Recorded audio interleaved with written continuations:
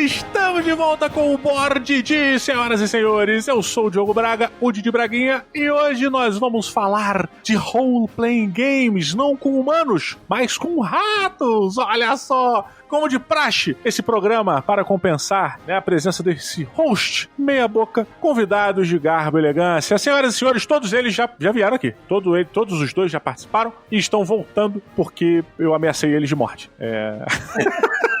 Mas com carinho e respeito. Muito bem, senhoras e senhores, diretamente do Perdidos no Play, uma salva de palmas para Rafael Amon! Olá, muitíssimo obrigado pelo convite, e eu venho aqui só pra ver esse bom dia sendo gritado à comunidade. Olha lá, percebeu que eu mudei o tom? Eu vi que tá um pouquinho mais esganiçado. Você acha que a corda vocal tá indo embora, né? Não, tá menos, pô. Porra, tá menos, pô, tá maluco? Mó trabalho de vocal aqui pra poder fazer mais grosso, o grave. Não me baixa esse tom não, cara, eu quero a comunidade estridente. Olha lá, exatamente, senhoras e senhores, e diretamente da Retropunk, recebam ele, Daniel Martins! Olá, tudo bem? Vamos falar hoje aí sobre ratinhos passando fome e lutando pelas suas vidas. Opa, maravilha! Então, você que quer saber um pouco mais, aprender a jogar Mouse Guard, você não vai sair daqui sabendo todos os detalhes, mas você já está pronto para jogar uma aventura ou talvez mestrar uma aventura se você ouvir até o final. Mas antes disso, vamos para os nossos humildes recadinhos.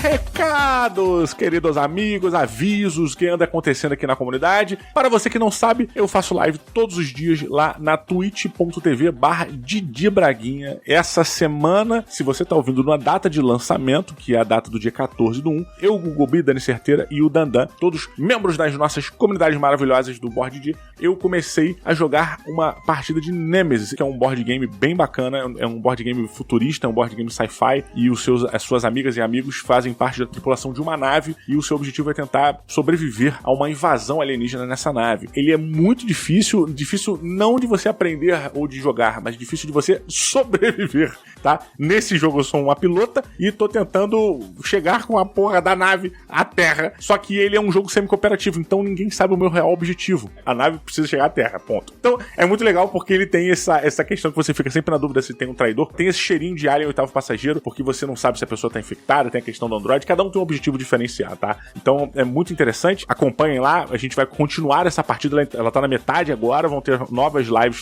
jogando ela, então aproveita e não deixe de acompanhar www.twitch.tv/Didi Braguinha. Temos também aqui o Instagram do Board D, que é o @BoardD_.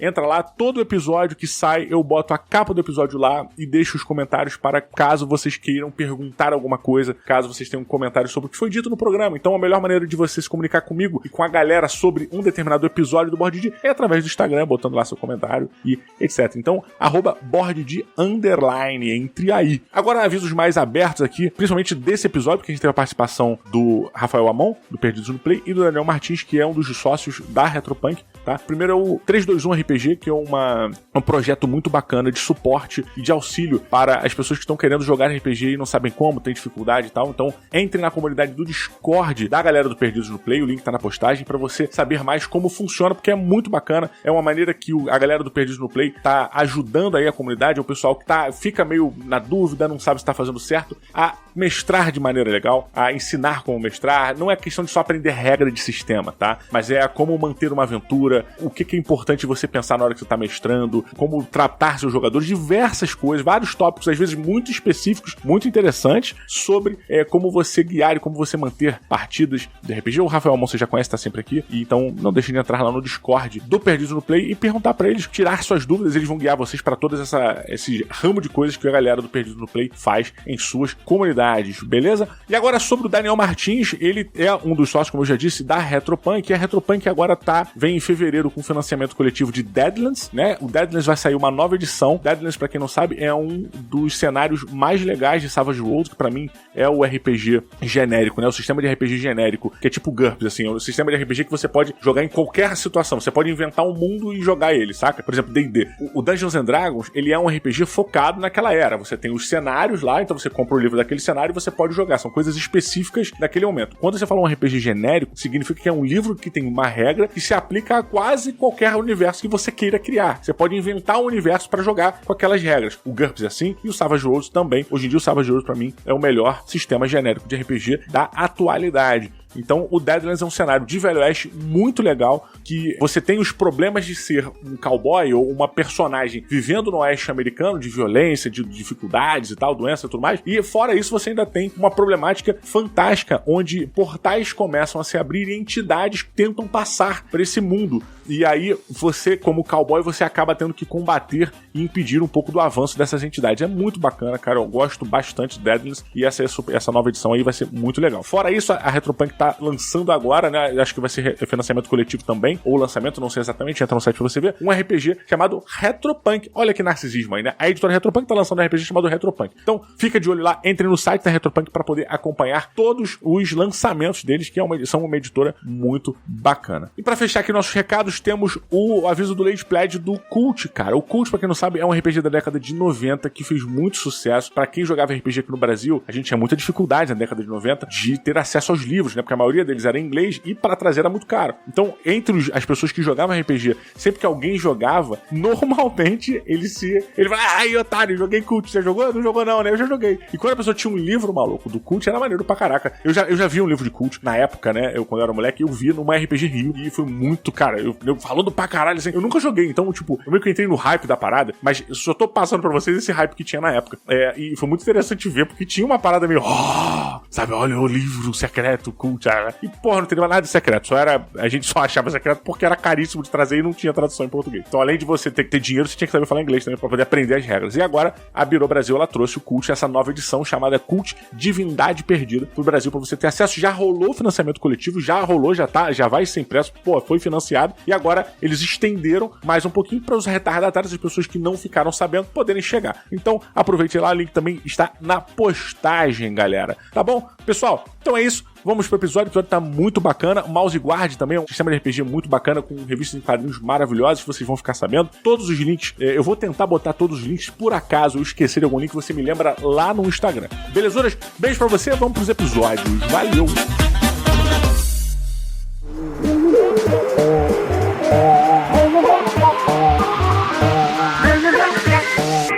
Inspirado em uma das melhores revistas em quadrinhos que eu já li na minha vida, hoje nós vamos falar sobre o RPG dos Pequenos Guardiões. Pequenos Guardiões é o nome da série, né, de quadrinhos que saiu aqui, a série escrita pelo David Peterson, e o RPG é do Luke Crane e do David Peterson. Tô certo, Daniel? Sim, senhor.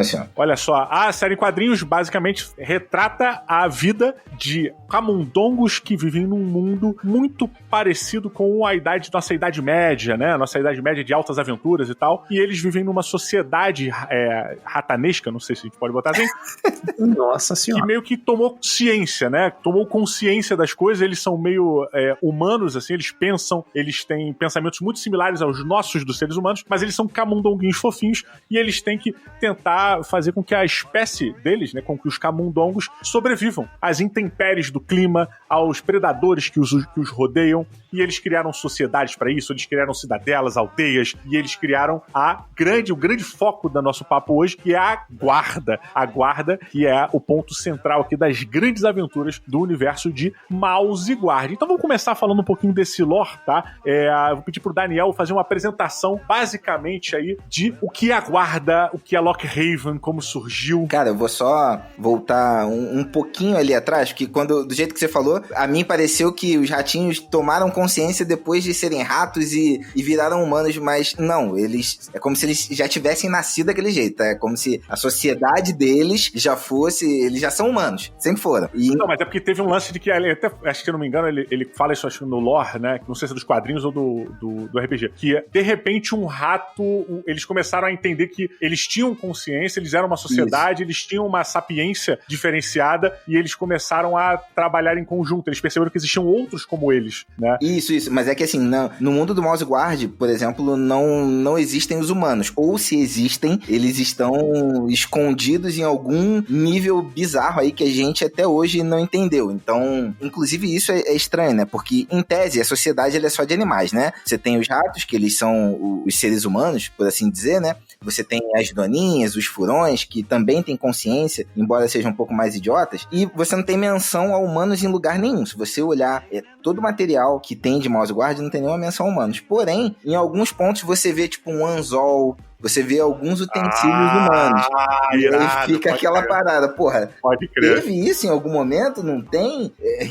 Que porra é essa, né? Não, isso é muito importante até pra gente poder esclarecer aqui, abrilhantar a imaginação de vocês, ouvintes que estão nos acompanhando aqui, porque os ratos, os camundongos, né, eles são guerreiros, né, eles são arqueiros, eles têm funções meio medievais, assim, que conduzem as suas missões, que fazem as paradas. É meio que nessa época medieval, assim. E o lance é, a espada desses camundongos não é uma agulha. Ele não veste uma armadura que é aquele dedinho, aquele anelar de quem costura, sabe? Não é uma coisa que ele reaproveitou. É uma espadinha mesmo, sabe? Ele forjou uma espada, uma mini espada de 2 mãos, por exemplo. E você falou aí, por exemplo, de Lockhaven, que é, digamos que a cidade principal dos ratos, né? A sede da guarda, é onde fica guardado a maior parte dos mantimentos. Normalmente, muitas das aventuras de Mouse Guard vão sair ou passar por Lockhaven em algum momento. E aqui vai um ponto que eu acho que já começa a ser interessante, porque uma outra coisa que você falou anteriormente é que os ratos, eles estão ali para sobreviver. E basicamente, Mouse Guard é sobre isso, é sobre sobreviver.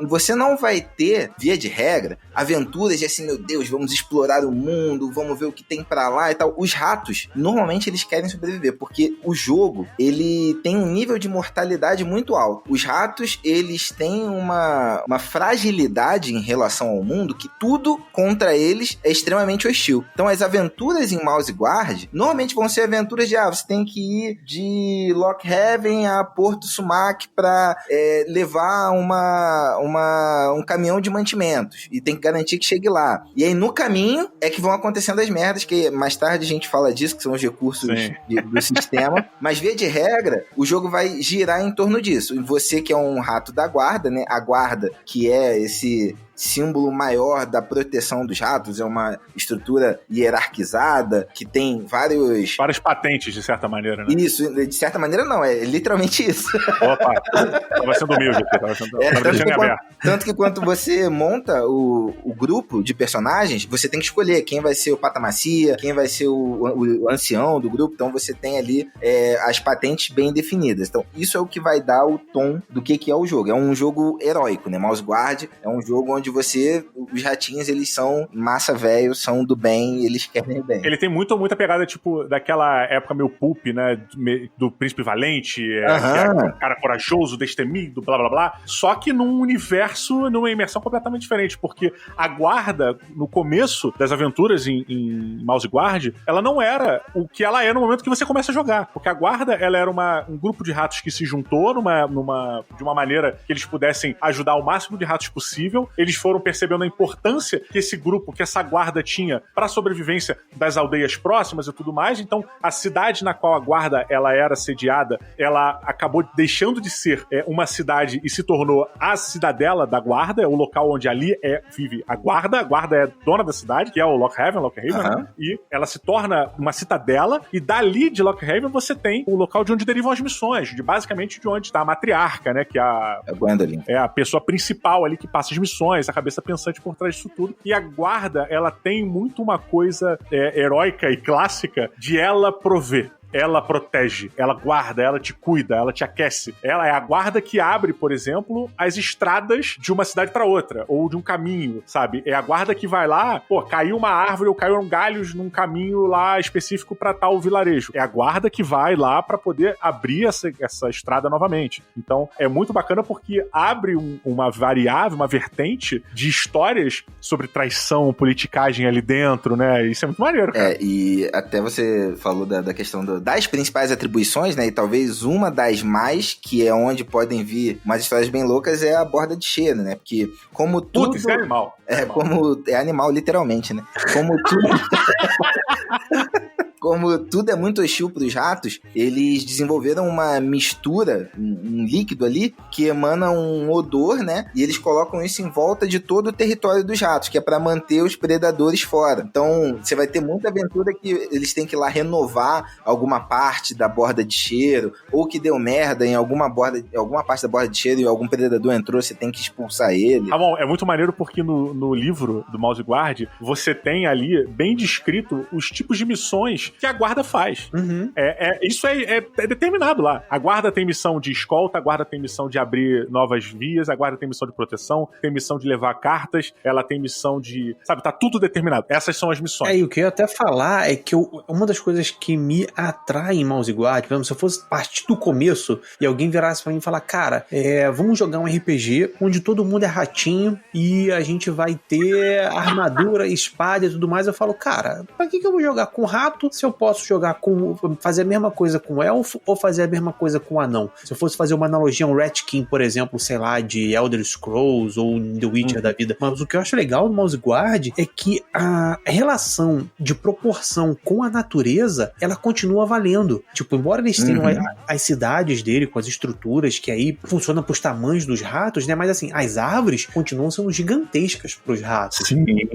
Né? Uma gota de água continua sendo muito maior para um rato do que é para o humano. É muito maneiro, cara, porque o tempo, ele é um fator de importância absurda na formação dos guerreiros da guarda, né? Dos soldados da guarda. Não é soldado que chama, depende da classe, né? Mas dos guardiões, na verdade. Então, por exemplo, existe um cuidado muito grande, e missões, inclusive, de previsão de tempo. Você, quando sai, você tem que prever o tempo para saber que se chover, eles têm pontos de alagamento, existem situações perigosas. Se tiver inverno, você tem que ter todo o cuidado com a colheita para você poder trazer alimento, né? E ter toda essa proteção. Isso é muito legal, essa desproporção que você falou é uma das coisas realmente que me chamam mais atenção no Mouse Guard, porque é quase como se eu estivesse brincando de comandos em ação no jardim da praça, sabe qual é? Querido encolher as crianças. Eu gosto disso, cara, até porque ele mexe com outras referências que a gente tem, tipo, eu tava lembrando, por exemplo, a gente falava de zoeira, mas assim, filmes como, por exemplo, Fível, como Bernardo e Bianca, que são, tipo, animações, né, de ratos clássicas, e mesmo que esses ainda misturem com o cenário de humanos e tudo mais, o que a gente vê é que muito das aventuras pros ratos, ou se a gente pegar o mais novo, tipo um Stuart Little da vida, muito da aventura dele passa por ele ser um ser diminuto no mundo de coisas muito maiores que eles. Legal. Então, a gente fazer isso num universo de fantasia, que em Mouse Guard, que todo mundo que joga RPG, a sua grande maioria curte jogar fantasia, eu acho essa premissa muito maneira. E isso daí que tu falou, cara, acho que pega a essência total do que é a partida do Mouse Guard, porque quando você tá jogando, sei lá, tu vai jogar um jogo de fantasia medieval, um D&D, qualquer coisa, normalmente você vai pensar, porra, caraca, que tipo de criatura que eu vou enfrentar, vou encontrar orc, beholder e tal, como é que vai ser se eu tô em determinado terreno? Cara, o Mouse Guard, você basicamente vai estar 95% do tempo preocupado se tá chovendo ou não, e se vai aparecer algum sapo ou uma cobra na tua frente, e acabou. O mundo não é favorável a você. Você tá nessa desvantagem. Eu lembro quando eu li pela primeira vez a revista dos Pequenos Guardiões e como foi assustador, realista e cruel o primeiro encontro com a cobra. Assim. E foi, nossa, mas é impactante porque eu não esperava realmente. Primeiro de tudo, né? A arte do David Peterson no Mouse Guard é uma coisa deslumbrante. Você tem ali, ele consegue passar através de seres fofinhos, porque ele pega camundongos, né? Não são ratos clássicos, são camundongos. Então eles são menores, eles são mais fofinhos. Mais gordinhos, assim. Então você tem todo um lado fofinho no qual você já se apega. Eles só se mexerem. Aí ele acrescenta nesse cara fofinho uma coragem, uma bravura, um ser destemido, sabe? Você bota todas essas qualidades que os heróis clássicos têm naquela guarda, naqueles seres. Cara, e fica uma doideira que eu imagino a primeira vez que ele pensou nisso, quem comprou essa ideia, essa qual é? Porque eu compraria. Não, você pode até levar para um lado meio paradoxal, né? Porque tanto o quadrinho quanto o jogo, né? Tem essa estética fofinha, mas o jogo é sobre decisões difíceis, é sobre você passar planejamento, né, cara? Passar por perrengue, sofrer, abrir mão de coisas que você não quer abrir mão. O jogo é pesadinho.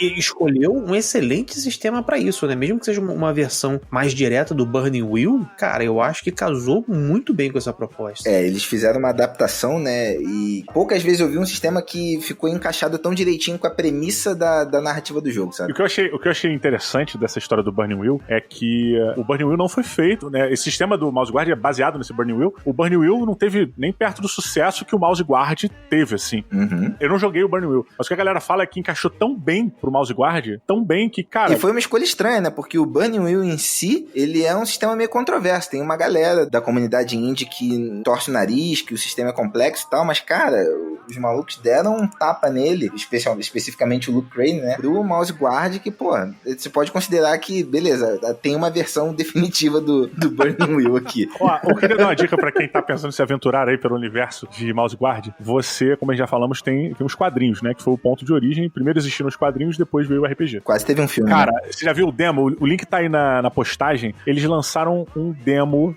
pra tentar vender esse provável filme do Mouse Guard. Assim, minha opinião, tá? Eu tenho uma crítica grande e de resto eu acho magnífico. A ambientação e o cenário, o universo que eles criaram nesse filme é 100% Pequenos Guardiões. Agora, os ratos, caralho, que merda foi aquela? Sacolé?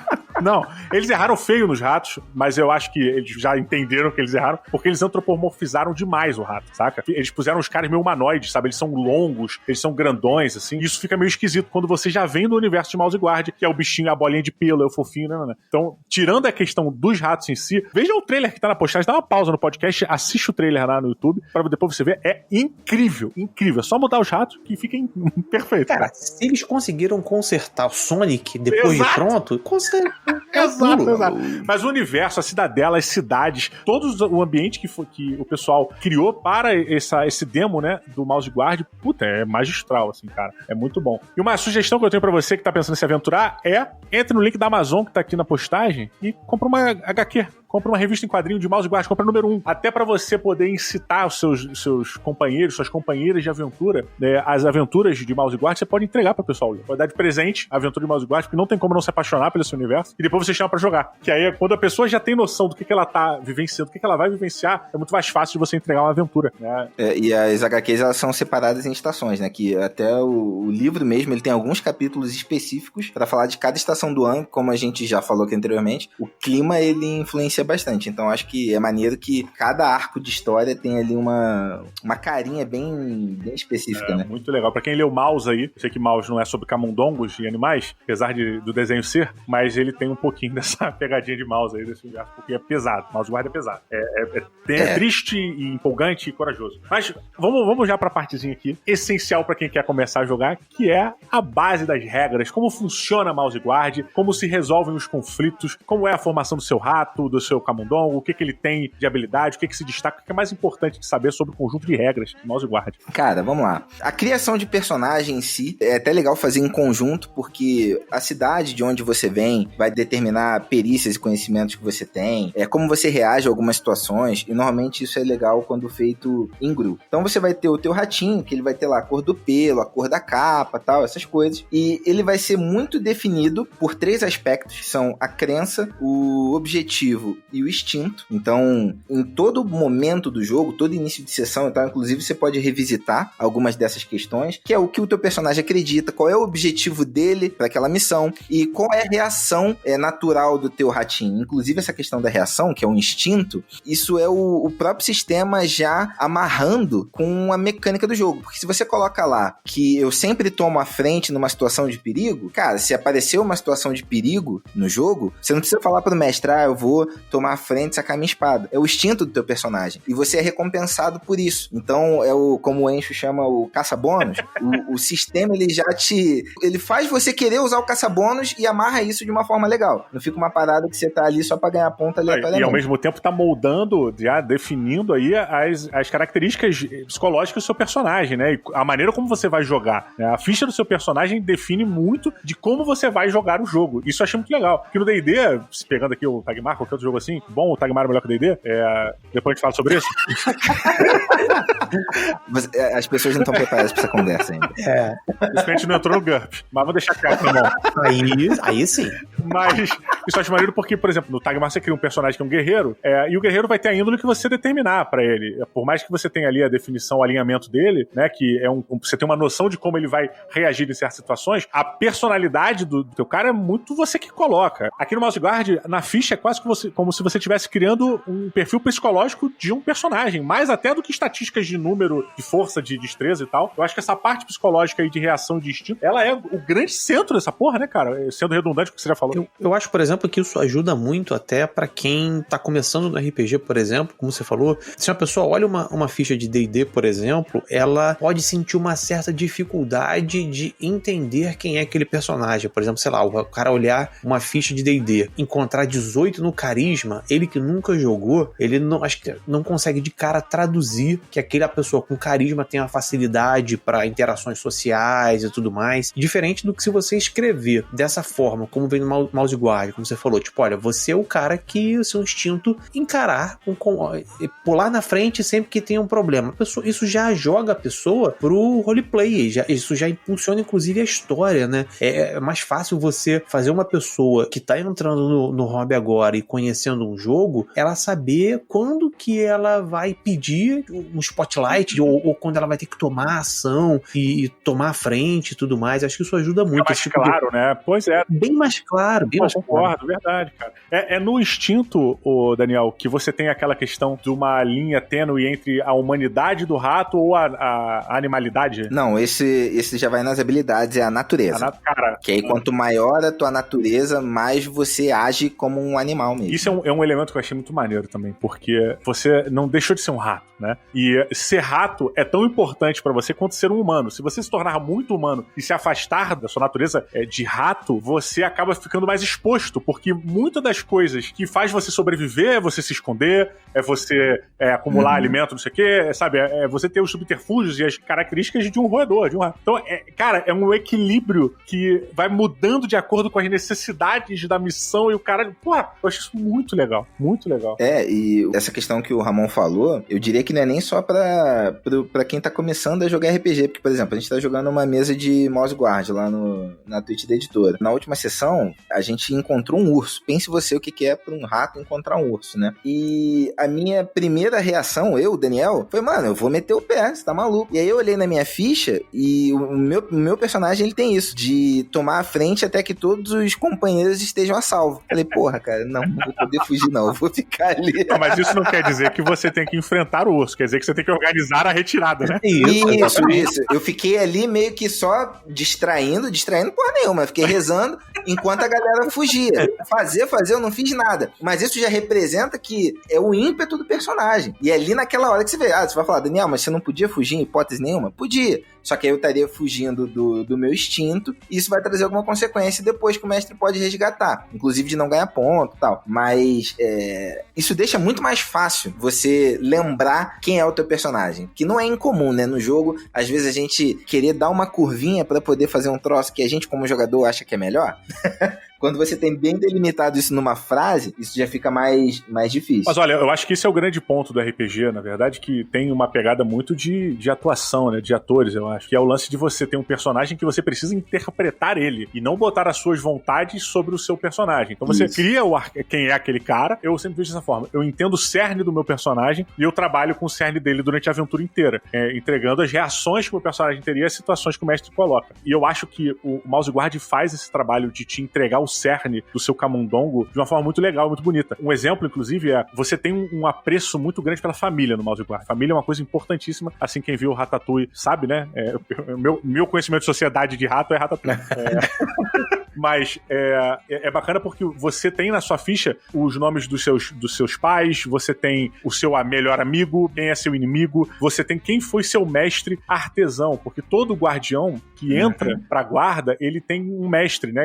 Quando ele sai de sua aldeia ou de sua vila, né, e vai pra cidadela de Lockhaven para poder treinar pra guarda, ele meio que fica na incumbência de um artesão. Normalmente, você já tem uma história, a história é você que faz, mas normalmente você aproveita uma característica característica da sua família e a guarda tenta te colocar ali. Por exemplo, sua família, você vem de pais cozinheiros, que tinham um restaurante na tua vila. Eles gostavam muito de comida. E aí, quando você vai pra guarda, a guarda tenta te colocar sob a tutela de um guardião que mexa com comida, né? E aí você tem lucros, não, você tem benefícios baseados nisso. Por exemplo, quando você vai cozinhar, você tem noção, você tem equipamento, você tem armas que tenham a ver com esse tipo de coisa, você tem um conjunto de habilidades que abastece esse perfil de personagem com essas indicações. Isso eu achei lindo, cara. Eu achei lindo, porque cria um apego ao seu personagem e à sua ascendência como Camundongo, que eu falei, caralho, sei lá, eu não sei se isso só vai funcionar no Mouse Guard, porque eu nunca vi um RPG assim. Tem o Burning Wheels aí, né? Mas eu nunca joguei. Mas eu gostei muito disso, cara, porque é quase como um dossiê de um personagem que tu vai atuar no teatro, tá ligado? E esse é o tipo de coisa que alguns jogos conseguem fazer, que é o sistema te forçar a fazer alguma coisa narrativa. Por exemplo, o Jasper, que é esse meu personagem, ele é mestre cervejeiro. A mãe dele é cervejeira. Então, por mais que eu esteja lá na guarda, esteja patrulhando, ele sempre tá atento pra pegar insumo de algum lugar diferente da cidade dele, pra levar pra mãe dele, pra fazer uma receita nova de cerveja e ele poder levar essa cerveja pra todos os lugares que ele passa e aumentar o renome da família e tal. Então, isso fica vivo. Que irado, e eu acho isso muito legal, porque além de ter aquela missão, né, que tá todo mundo fazendo, não deixa teu personagem também ter os interesses pessoais dele, e você não tem que utilizar, por exemplo, de uma side quest pra poder saciar, né, os desejos do personagem. Cara, eu acho isso tão maneiro no Mouse Guard. E eu sou muito suspeito pra falar de Mouse Guard, porque, como eu disse na abertura, é uma das minhas HQs favoritas. Mas uma coisa que eu acho legal dessa questão da ancestralidade, do apreço à família, é porque isso não é uma coisa só da sua ficha, não. Quando você volta pra região da sua família ou pra cidade da sua família, a sua família se torna recurso. Os seus pais se tornam recursos que você pode ativar. Porra, você não vai precisar dormir na hospedaria. Você vai dormir na casa dos seus pais. Os seus pais vão te fornecer provisões, vão te ajudar nos contatos, a resolver problemas. Você tem, como a questão que eu comentei, você tem na ficha, amigos e inimigos. Os seus amigos, você pode acessar aos seus amigos quando você estiver nas proximidades deles, ou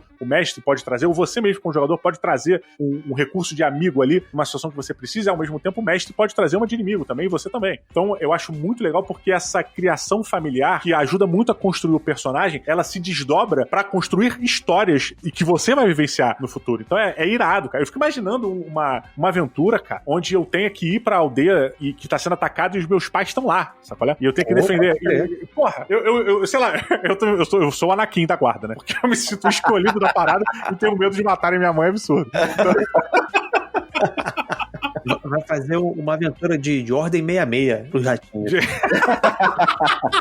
E a gente tem que matar todo mundo, né? Olha aí, cara. Ver qual é o rato traidor. Fechando aqui o resumo do que é o personagem. Então ele vai ter essa crença, objetivo e instinto, né? Que é o que vai guiar o personagem e vai complementar com as habilidades, que é natureza, vontade, saúde e as perícias. Quer dizer, os conhecimentos e as perícias. Porque feita a tua ficha, como é que vão ser as rolagens no Mouse Guard? Você vai rolar o D6, que é o dado de 6 lados, né? Aquele dado padrão que vem em tudo que é jogo da vida, hora e tal. E você tem um número alvo ali pra você atingir, uma quantidade de sucesso que a gente chama. Porque vai lá, em todo o dado que você rolar, 1, 2 e 3 são falha, 4, 5, 6 a gente conta como sucesso. Então... Isso no dado de 6 faces, né? Porque a gente tá falando do dado que é pra todo mundo, né? Mas a gente tem os dados personalizados de Mouse Guard, que são animais, são irados.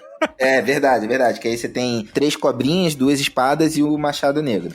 É uma lenda nos quadrinhos, quem já leu os quadrinhos sabe o que é o machado negro, que é maneiro pra caralho. E tem uma função, né? Porque o 6, ele tem uma função. Você pode gastar um ponto de destino e rolar de novo aquele dado, estourar o 6. Ah, você precisa gastar o ponto de destino. Eu pensei que ele dobrasse assim, que você jogasse de novo automaticamente. Não explode o dado automaticamente. Né? Não explode automaticamente não. Você gasta e rola de novo. Tá. Então, basicamente, você vai, sei lá, vou fazer um teste de... Cheguei numa cidade agora, quero contar uma história na taverna. Você vai fazer lá um teste de orador. E aí você vai jogar a quantidade de dados que a tua perícia tem. Se eu tiver orador 2, eu rolo 2 dados. E qualquer outro conhecimento ou instinto ou crença que eu tenha que possa me auxiliar nessa jogada, vai somar mais um dado. E aí o mestre vai determinar uma dificuldade. O obstáculo que você tem que ultrapassar é 2. Então eu preciso rolar esses dados e tirar mais do que 2. Essa é a regra básica de de todas as rolagens, tudo vai girar em torno disso. Aqui vem um ponto que eu acho bem maneiro no Mouse Guard, que não é sobre a rolagem em si, mas é sobre a evolução do personagem, que tanto as perícias quanto as habilidades, você ganha ponto pra evoluir, seja com um sucesso, seja com uma falha. Cara, é muito legal. Isso vai meio que te fomentar. Vamos supor que você tem um personagem que é ruim na conversa. Você vai querer fazer um teste, mesmo que você seja ruim naquilo, pra você poder evoluir tua habilidade, porque você consegue evoluir tirando falhas. E as falhas, elas vão trazer situações interessantes pro jogo. Não é simplesmente,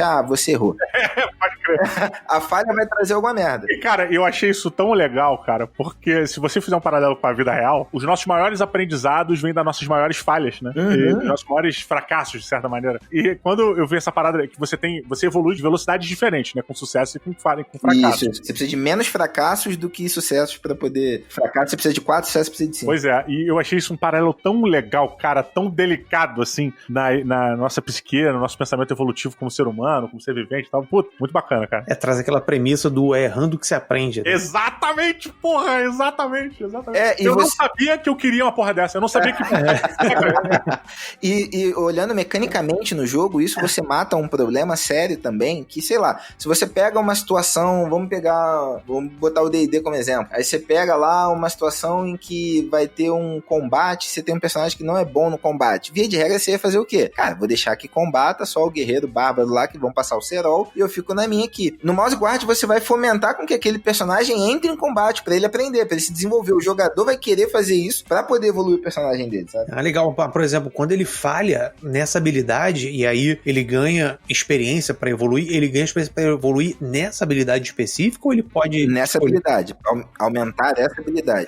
Isso é muito maneiro. Então isso eu acho mais maneiro ainda. Cara, tu tá ligado que eu recentemente fui pro Rio, né? Fiz uma viagem de 15 horas e fui e voltei pro Rio de carro, buscar minha mamãe querida. E levei meu filho mais velho, o Bruno, né? Cara, tanto na ida quanto na volta, a gente jogou uma aventura de Mouse Guard.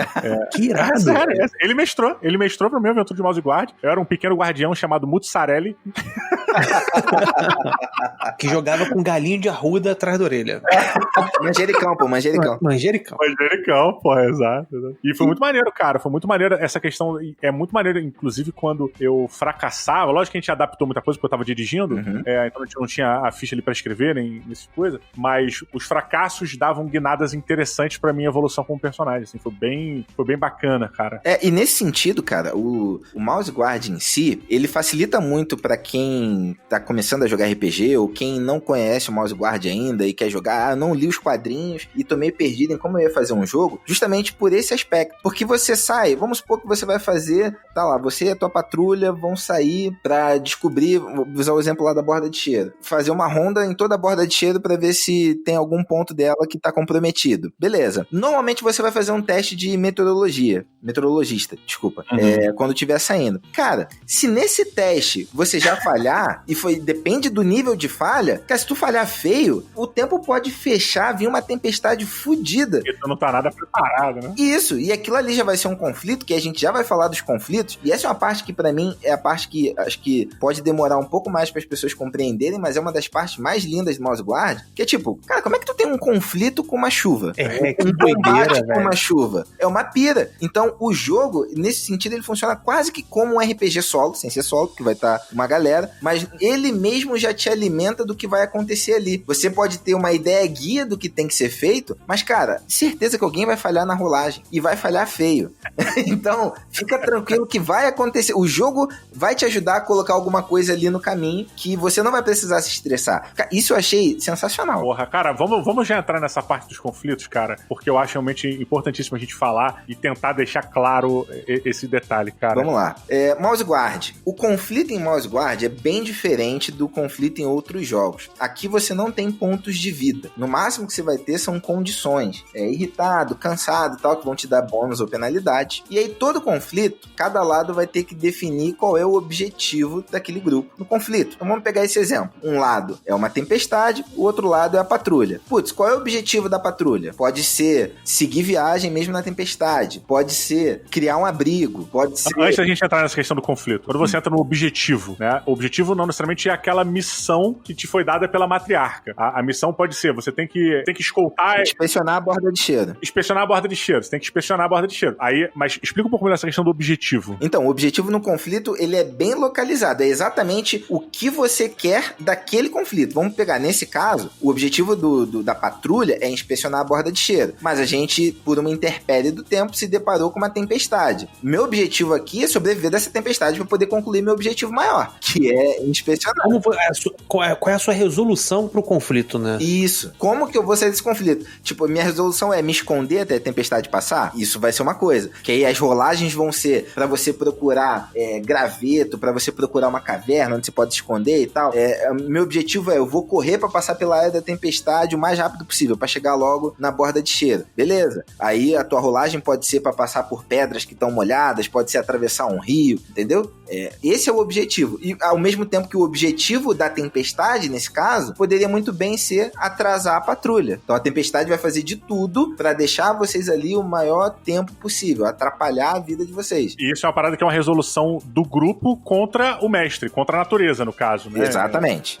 Todo conflito, pelo que eu entendi, é sempre uma disputa. É o grupo disputando contra alguma intempérie que tá ali no ambiente contra eles. E perceba que isso é um conflito e nenhum dos lados tinha o objetivo de matar. O objetivo da tempestade não é matar os ratos. A tempestade, o que ela ganha com isso? Nada. Ela tá ali pra cumprir a função dela, que é chover e atrapalhar.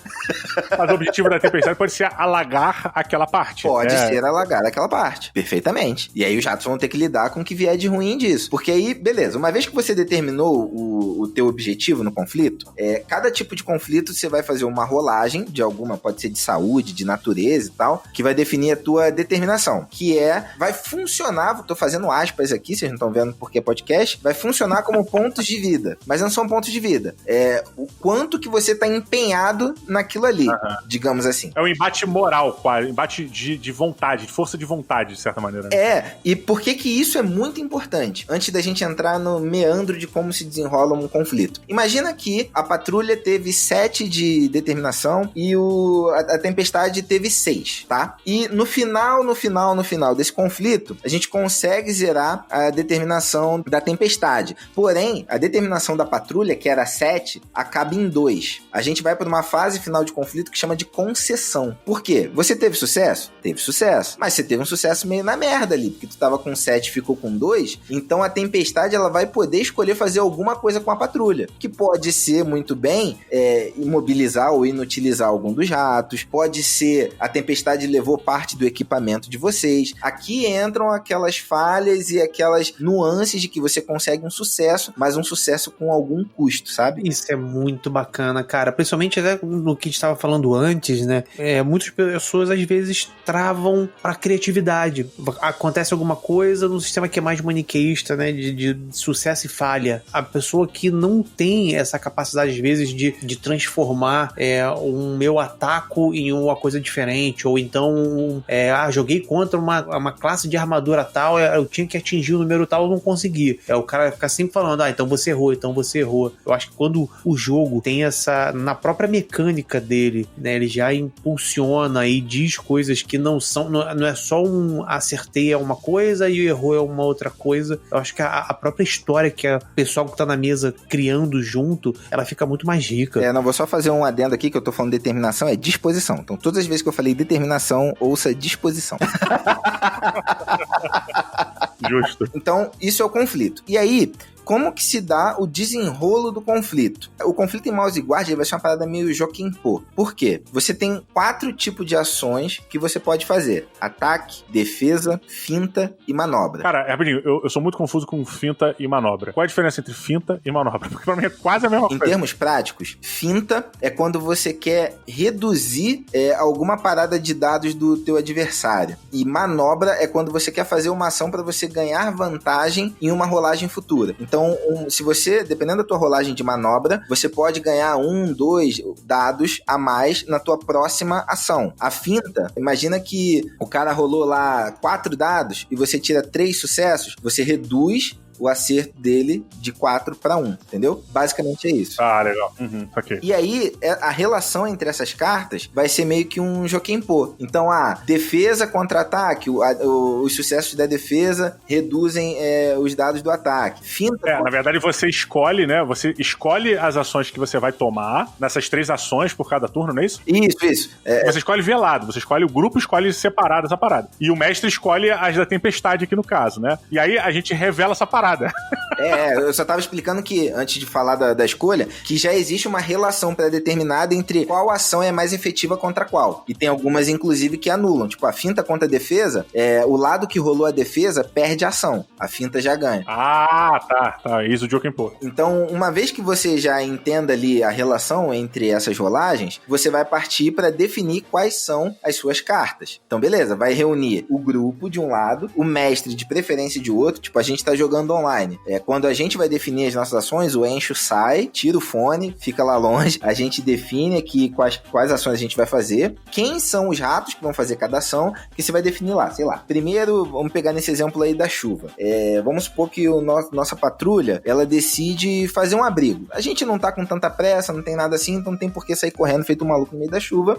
Nossa primeira rolagem vai ser uma defesa. Por quê? A gente vai procurar um abrigo. A gente vai querer ver se tem alguma caverna, alguma árvore densa que a gente consiga ficar ali embaixo. E eu imaginando que a primeira rolagem da chuva, já que ela tá confrontando a gente, acho que a chuva vai querer chegar chegando, vai querer chover mais forte, digamos assim, para atrapalhar, o que poderia ser considerado um ataque. A segunda rolagem nossa, a gente vai fazer uma manobra, que enquanto um rato tá procurando o abrigo, o outro vai procurar utensílios que possa criar um abrigo ou reforçar um abrigo que a gente encontra. Enfim, virei lá uma defesa, uma manobra e um ataque. O ataque a gente vai efetivamente construir o que a gente fez, ou se a gente achou um lugar seguro, todo mundo correr pra lá. Essas são nossas 3 ações. Aí o mestre, enquanto isso, também definiu as ações da chuva. E aí que vem a pira, que é uma parte legal de mestrar Mouse Guard, que é você pensar, velho, o que seria uma manobra da chuva? A manobra da chuva, o que é uma ação da chuva que poderia ganhar vantagem pra depois? Pode ser que ela vai empoçar em uma determinada região que vai dificultar a movimentação dos ratos depois. Maneiro. Minha carta de manobra é essa. O ataque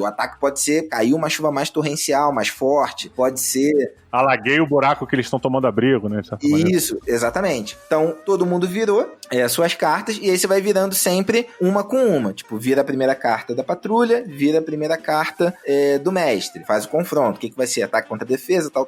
Rolam os dados, e assim vai se resolvendo o conflito, até que um dos lados esteja com a disposição zerada. O conflito acaba quando um dos lados zerar a disposição. E como é que funciona a narrativa nessa hora, durante esse combate? Durante esse conflito? Existe um storytelling aí nesse... Existe, e aí é que vai desenrolar isso que a gente tava falando, porque aí a gente vai falar, Ramon, então nossa primeira ação aqui é uma defesa, a gente vai procurar uma caverna, uma árvore que a gente possa se esconder, e quem vai correr lá vai ser o Jasper, que é o ratinho do Didi. E aí você fala, beleza, só que a tempestade, a primeira ação dela é alagar os arredores aí para que vocês tenham uma dificuldade de locomoção. Então, enquanto vocês estão correndo, procurando um abrigo, você vê que a água aí nas regiões mais periféricas começa a empoçar e fica um pouco mais difícil. E aí a resolução dos dados é o que vai dizer também o que foi mais efetivo ou não, entendeu? E aí pode ser que o cara não consiga chegar nos objetivos dele por causa desse alagamento.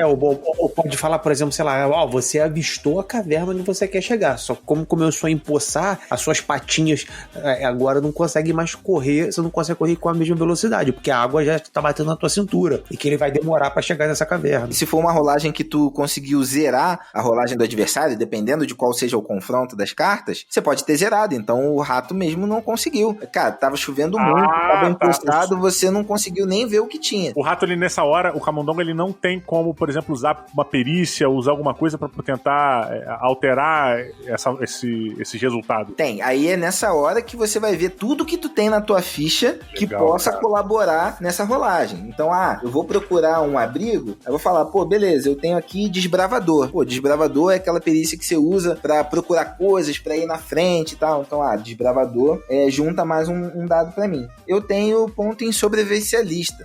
Eu acho que é uma situação que se aplica a sobrevivencialista. Eu tô numa situação de intempérie, eu sou safo, já passei por isso, por tempestades e tal. Beleza, sobrevivencialista vai me dar mais um dado. Eu tenho uma canoa na mochila. Dependendo de como tá, pode ajudar também. É uma mochila de contenção. Que boia, né? Eu tenho, sei lá, conhecimento do verão. Pode ser que eu tenha conhecimento da estação verão. E eu sei que na chuva de verão, a chuva normalmente acontece assim, ó, assado, vem de tal lado pra tal lado. Entende? Aí aqui é onde entra o recurso da narrativa e da pira. Onde você consegue extrair. E o mestre sempre vai poder falar, cara, nessa situação, acho que não se aplica, então esse dado aí não. Cara, isso abre um espacinho interessante pra gente falar rápido sobre as limitações de equipamento que você tem no jogo. Obviamente somos camundongos, né? É lógico que tudo que o camundongo tem, de certa maneira, é proporcional ao tamanho dele. Mas, ainda dito isso, você não é um camundongo que anda com uma mochila gigante, sabe? Então, você tem uma boa limitação de peso e de equipamento durante o jogo, que é crucial em diversos momentos da sua aventura, assim, importante frisar. E isso depende, tipo, se você quiser fazer um jogo um pouco mais puxado pro real, o quão real pode ser um jogo que você tá jogando com ratos, isso pode pegar mesmo, porque o mestre pode exigir que você marque ali o que você tá levando de equipamento. Como é um jogo que muito do jogo se desenrola na jornada, muito do jogo se desenrola na viagem, em se deslocar de um local pro outro e como que eu chego lá, é importante você saber o que você tá levando e você dedicar um pouquinho de atenção e tempo pra marcar essas coisas. E se você não faz isso, aí você vai fazer através de rolagem. Ah, aconteceu esse caso. Você pode falar, putz, mas eu não podia ter um barco dobrável na minha mochila? Depende, o que você tem de conhecimento e tal, é possível? Aí vai do nível de realidade e do mestre, né? Se o mestre é bom. E o bacana é que o conflito ele termina não quando alguém morre, mas simplesmente quando a disposição ela acaba, né? Isso. Aí a disposição acabou, volta naquele ponto que a gente tinha falado. Então, nesse caso, vamos supor que a gente zerou a disposição da tempestade. Beleza. A gente conseguiu passar pela tempestade, mas... Você não conseguiu passar. Você venceu a tormenta. A gente venceu a tormenta. Só que, lembra qual era o objetivo da tormenta? Que era atrasar os ratos? Então, como a gente ficou só com 2 de disposição, a gente conseguiu, mas a chuva, ela perdurou, ela alagou tanto o terreno que, putz, atrasa a viagem de vocês em 2 semanas. Aí já depende. Se você tá jogando um jogo em que o tempo faça diferença pra você ir, o mestre poderia usar isso pra te atrapalhar. No nosso caso aqui, não tem essa questão. Mas ele pode colocar, mas a chuva tava tão forte que molhou todos os mapas que vocês estavam levando. Então aí vocês têm uma opção. Ou vocês seguem sem os mapas, ou vocês vão ter que voltar em Lockhaven pra pegar mais mapas. Porra nenhuma. Todo mundo sabe que em filme americano as pessoas leem carta na chuva e tá tudo bem. É plastificado. E essa é a parte que eu acho assim, é a parte mais complexa de você entender no Mouse Guard, mas que em uma partida, em uma sessão de jogo você entende, e é a parte que tu fica mais ansioso. Tu tá jogando, porra, tu fica ansioso pra ver que tipo de conflito pode vir, porque aí o conflito deixa de ser somente combate, deixa de ser eu encontrar um grupo pra dar porrada. O conflito pode ser que eu me perdi, rolei um sobrevivencialista, pum, tirei uma falha, que aconteceu no jogo, inclusive. Cara, você vai ter um conflito com a estrada, que é se perder. Cara, pira aí, o que é o ataque da estrada? O que é a manobra da estrada? Pô, tá parecendo Patrulha Destino, maluco. Não era os Lanternas Verdes que tinham uma rua, ou era Patrulha Destino que tinha como uma rua que era o herói? A Lanterna Verde tinha um planeta, né? Que era o Mogul, se não me engano. Eu não duvido que tivesse uma rua também, não, cara. Não é? É impossível. Eu acho que era Patrulha Destino que tinha um personagem que era uma rua. Era uma viela de paralelepípedo, se não me engano. Que era um personagem na parada. Caralho, eu vou até pegar aqui. Eu não tenho certeza aqui, fica pros ouvintes aí botarem na internet, aí nas redes sociais pra gente. Uma pergunta, qual a probabilidade de Rafael Amon e eu, como camundongos guerreiros, vencermos uma fuinha? Cara, uma fuinha, eu digo até que vocês têm uma chance razoável. É capaz que alguém perca um bracinho, alguma coisa assim, mas nada muito sério. Agora, uma cobra, um lobo é cerol. Lobo não tem como. Lobo, a gente na vida real morre. Exatamente. Se o Ramon encontra o lobo na vida real, já acabou também, já é lobo. Eu só tinha lobo. Vocês querem ver uma parada? Uma tartaruga, velho. Uma tartaruga que vai passar pelo meio do território dos ratos pode fazer um estrago. Porra, cara, isso é maneiro. Ela pode fazer um estrago ou pode ser domesticada também, né, cara? Isso é muito legal. Você pode cavalgar um pássaro, voar nas costas de um pássaro. Tem até no trailer do filme tem uma cena de um camundongo voando. Camundongo não, aquela porra não é um camundongo. Não sei que merda é aquela. Filho do inferno lá voando nas costas de um pássaro, muito bonito. Mas você pode pegar lagarto, você pode pegar outras criaturas pra tentar domesticar e elas servirem, né, a guarda as necessidades que você tem ali. É muito bacana isso. E isso eu já te faço uma pergunta aqui que eu fiquei muito na dúvida. Quando o meu camundongo precisa correr, ele corre nas 4 patas ou ele corre nas 2? Nas 4, né? É bem mais bonitinho o ratinho correndo nas 4 patas. Mas Mas aí eu te pergunto, se eu tiver com a minha espada ou com o meu arco na mão, eu preciso guardá-lo? Aí vai da sua criatividade onde você vai guardar, velho. É verdade.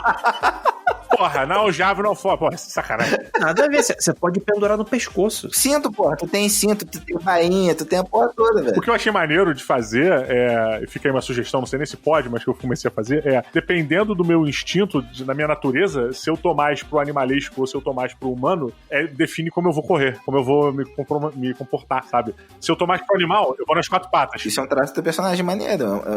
O jogo te dá abertura pra isso. Você pode falar isso. Cara, eu tenho natureza tão baixa que eu corro em 2 patas. Porra, maneiro. Pô, bem legal. Maneiro. Pô, muito bom. Senhoras e senhores, esse foi um micro resumo, um resumo pocket das regras para vocês estarem aptos a jogar ou a mestrar um pouquinho de Mouse Guard. Obviamente que você precisa se ambientar de todas as outras regras, das perícias, de todos os outros detalhes, mas isso é uma introdução, vamos lá, para te ajudar nessa leitura, nesse conhecimento, nesse aprendizado de Mouse Guard. Querido ouvinte que ficou aqui até esse momento, muito obrigado por ter nos assistido, por ter nos escutado. Eu sou o Diogo Braga, Didi Braguinha, e te recebo semanalmente aqui. E te espero semana que vem. Um grande beijo, um grande abraço, fiquem bem, se cuidem, saúde, sucesso e até mais. Valeu!